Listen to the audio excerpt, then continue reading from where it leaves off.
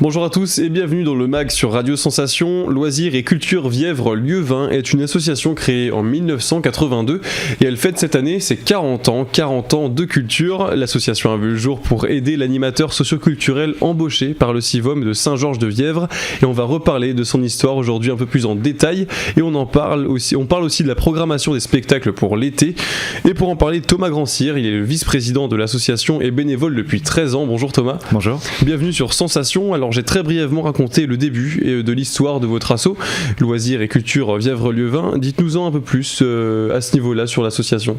Oui, alors c'est une association qui avait pour but, comme vous le disiez, d'accompagner le référent un petit peu culturel du canton, de l'ancien canton de Saint-Georges-du-Vièvre, et qui a regroupé plusieurs activités, notamment pour les enfants, pour accompagner un petit peu les sorties scolaires et d'autres choses. Et en 1989, pour fêter les 200 ans de la Révolution, une idée de son et lumière a été mise en place dans le canton. Et donc depuis, cette vocation théâtrale ne s'est jamais perdue, puisque depuis 1989 régulièrement des spectacles, que ce soit son et lumière ou des spectacles un peu plus intimistes, ont été mis en place quasiment tous les ans par l'association.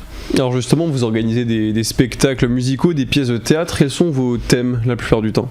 Alors on essaye vraiment de mettre en avant l'histoire du canton et l'histoire de la Normandie, certaines fois de manière un peu plus générale, mais on a vraiment toujours cette vocation à mettre en avant la richesse donc du canton de Saint-Georges-du-Vièvre. Puis depuis 2016 aussi, ça regroupe Cormeilles et Thiberville, et donc le fait toute cette zone rurale est aussi riche d'histoire. Et donc la volonté vraiment de mettre en avant tout ça par le biais de la culture. L'association se rend souvent dans les petits villages, dans les zones rurales, les zones où justement l'accès à la culture et à ce genre d'événement est compliqué. Est-ce que ça aussi c'est une des raisons pour lesquelles vous vous rendez dans ces lieux-là, le fait de rendre la culture accessible à tous ? Tout à fait, c'est une vraie volonté de l'association, notamment de par son adhésion aussi à la Fédération des foyers ruraux de l'Eure. On a vraiment une vraie volonté d'amener la culture en milieu rural, puisque déjà au sein de l'ouest du département de l'Eure, c'est quand même un milieu très rural, mais en plus dans ces cantons-là, on n'a même pas de villes assez un peu plus importantes comme Pont-de-Mer ou Bernay par exemple, et donc il y a une vraie volonté d'amener ça, la culture vraiment au plus proche des gens. Que ce ne soit pas que des villages qui sont en train de mourir, entre guillemets, le mot est peut-être un peu fort, mais pour redonner un petit peu de vie à tout ça. Et à travers vos représentations, vos différentes représentations, vous faites découvrir le patrimoine normand, son histoire, sa langue, etc. Au plus grand nombre. Tout à fait. Est-ce que justement la Normandie, notre territoire normand est riche à ce niveau-là ? Ah oui, complètement. On a déjà notamment le patois normand qui est quelque chose de encore très ancré, je dirais actuellement, et on essaye aussi de remettre ça, alors pas avec du vrai patois d'époque, parce que ce serait un petit peu incompréhensible pour tout le monde, pour nous y compris, mais on essaye vraiment de mettre en avant tout ça, cette richesse un petit peu de notre région, depuis, alors on parle beaucoup depuis Guillaume le Conquérant, mais même avant ça, on a eu des scènes de certains spectacles qui allaient même au-delà de ça, et donc mettre en avant cette richesse, c'est aussi une vraie volonté de l'association, parce qu'on a une région vraiment très riche. Et cette richesse, justement, c'est un point que les Normands ont tendance à négliger ou qu'ils oublient trop vite, à votre avis ? Je dirais pas forcément ça, c'est vrai que ça a tendance à se perdre bien évidemment, mais on a la chance d'avoir une région où les gens sont vraiment conscients de cette richesse-là. Ça ne se perd pas encore complètement, mais je pense qu'il y a un vrai devoir, de mémoire un petit peu, de garder tout ce patrimoine, notamment le patrimoine un petit peu, on va dire, pas forcément de monuments, mais qui peut être amené à se perdre plus facilement. Alors dans l'association, vous avez environ 50 adhérents. Comment ça se passe du coup concrètement ? Est-ce que chacun a sa tâche spécifique ou est-ce que il vous arrive parfois de faire des grands événements avec tout le monde ? Comment ça se passe ? Alors tout le monde est réuni autour d'un projet commun. Donc généralement le spectacle qui va se dérouler, quand on fait souvent des spectacles en été, tout le monde œuvre vraiment dans la même direction. Après chacun a ses tâches un petit peu spécifiques. Oui, alors il y a beaucoup de touche à tout bien évidemment, on est tous bénévoles, mais il va y avoir des gens qui veulent plus s'investir pour apprendre un rôle et vraiment être sur scène, d'autres personnes qui vont aider à la construction des décors, d'autres personnes qui vont aider à la communication de l'événement, des personnes qui vont créer les costumes aussi, on a la chance d'avoir des costumières, des gens qui vont créer des accessoires, et puis des gens qui vont aussi mettre tout ça en relation ou même demander des subventions. Enfin, tous ces travaux un petit peu de l'ombre sont faits uniquement par les bénévoles adhérents, et c'est assez justement très intéressant et excitant à chaque fois qu'on se réunit pour un projet, parce que tout le monde va apporter ses compétences, ce savoir-faire, et c'est vraiment plaisant. Il y a une bonne ambiance. Très bonne. Vous avez un petit programme pour cet été au niveau de l'assaut. Dans un premier temps, Sourdin et les échos du progrès. Donc c'est une promenade théâtralisée avec une musique acoustique et ça se passera à Saint-Siméon. Dans cette pièce de théâtre, vous nous emmenez à la rencontre de François.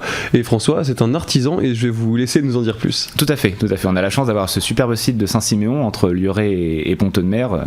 Un endroit très très sympa avec une petite balade en forêt pour voir 3 scènes différentes. Donc qui retrace effectivement la vie de François, qui est plus qu'un artisan, c'est même un compagnon du Tour de France. Pour les gens qui connaissent un petit peu le compagnonnage, on va aborder cette thématique, mais pas que, puisqu'on va avoir 3 scènes qui retracent la vie de ce personnage, comme vous l'avez très bien dit, et donc avec une scène à la fin du 19e siècle, une scène qui va se passer dans le contexte de la Première Guerre mondiale et une autre scène qui va se passer en 1927, là une scène beaucoup plus joyeuse que la Première Guerre mondiale puisque ça va parler de l'atterrissage de Charles Lindbergh qui est le premier à avoir traversé relié New York à Paris en avion, et donc on va aborder différents thèmes à travers justement la vie de ce personnage avec en fond le thème du compagnonnage. Pourquoi avoir choisi ce François? C'est quelqu'un dont vous êtes inspiré? Alors, on s'est inspiré un petit peu de tous les compagnons de manière générale qui sont toujours souvent des hommes de l'ombre, qui ne recherchent pas la gloire personnelle mais vraiment l'accomplissement pour aussi le bien de tous.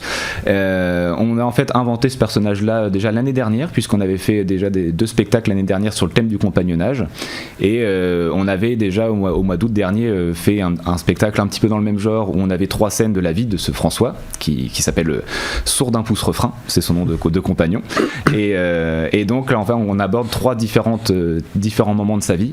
Alors bien évidemment pas obligé d'avoir vu le spectacle de l'année dernière pour voir celui de cette année, mais voilà on avance un petit peu dans la construction de ce personnage complètement fictif mais largement inspiré de plein d'anonymes, j'ai envie de dire. Sourdin et les échos du progrès, ça sera donc le week-end du 14 au 17 juillet et du 22 au 24 juillet à Saint-Siméon. Autre rendez-vous estival, Vièvre à vélo. Donc l'association vous proposez 6 parcours d'une dizaine de kilomètres pour découvrir le patrimoine de Vièvre, donc des balades qui proposeront également des jeux. Pourquoi avoir mis ça en place? Est-ce que le vélo justement a un côté convivial? Alors un côté convivial déjà, tout à fait. On a la chance aussi, on l'a vu récemment, qu'on a aussi un climat qui s'améliore en Normandie et donc faire découvrir le canton, le territoire d'une manière un petit peu différente parce qu'on avait fait aussi des balades théâtralisées mais les gens prenaient leur voiture d'un point à un autre. Là l'idée est vraiment de faire un petit parcours, vous disiez une 10-15 km maximum à vélo au départ de Saint-Georges-du-Vièvre et animé, c'est une idée de Robert Marie qui est un des fondateurs de l'association d'ailleurs, qui en est le président d'honneur et qui veut mettre encore en avant d'une autre manière en fait tout le patrimoine qu'on peut avoir dans le coin. Justement, dans ce patrimoine à Vièvre, qu'est-ce que vous allez montrer aux gens qui viendront avec vous? Alors, il va y avoir différentes choses, puisque donc, ça va être pendant 6 mardis après-midi de juillet et août. Et en fait, à chaque fois, ça va être une balade différente. Donc, il va y avoir certains villages où ça va être plus l'église qui va être mise en avant. D'autres, ça va être un autre lieu de ce village-là, parce que chaque village a son histoire riche également. Et donc, avec des animations, des commentaires, pour rendre la balade un peu plus sympa aussi qu'une simple balade à vélo qui est déjà très sympa dans d'autres jolis coins. Combien de personnes seront présentes pour ces balades-là? Est-ce qu'il y a un nombre maximum pour les inscriptions potentiellement? C'est à voir, pour l'instant c'est quelque chose, on travaille avec l'office de tourisme de Saint-Georges-du-Vièvre aussi au niveau des réservations et tout ça. Je pense que ça devrait tourner autour d'une vingtaine, une trentaine de personnes parce que notre intervenant n'aura pas de micro, lui aussi va faire du vélo. Il va pas falloir non plus trop le fatiguer, mais on est toujours sur ce côté un petit peu intimiste. On va pas réunir non plus des centaines, des milliers de personnes, bien évidemment, on en est bien conscient, mais on a cette volonté de mettre en avant pour quelques dizaines de personnes. On doit venir avec son vélo? Pas forcément, on peut, bien évidemment, vélo normal ou électrique, j'ai envie de dire, il n'y a pas de problème, mais sinon l'office de tourisme ou même de commerçants de Saint-Georges peuvent mettre à disposition des vélos à louer. Donc Vièvre à vélo, ça sera 6 mardis donc de juillet et août, les 19 et 26 juillet, mais aussi donc les 3, 10, 17 et 24 août, donc il y en a vraiment pour tout l'été. On peut s'inscrire du coup j'imagine sur votre site internet ou trouver des contacts via vos réseaux sociaux? Tout à fait, on a une page Facebook et une page Instagram en plus d'un site internet, donc vous tapez LCVL ou Loisirs et Culture Vièvre Lieuvin en version longue pour trouver tout ça. On a la chance d'avoir une bonne équipe aussi, de bien travailler avec l'office de tourisme de Saint-Georges-du-Vièvre pour communiquer là-dessus. Bon, en tout cas, le rendez-vous est donné. Merci beaucoup, Thomas Grand-Cyr, d'avoir été avec nous pour cette émission. Je rappelle, vous êtes vice-président de l'association. Et cette émission est disponible, comme d'habitude, en podcast audio et vidéo sur notre site internet et notre application Radio Sensation Normandie.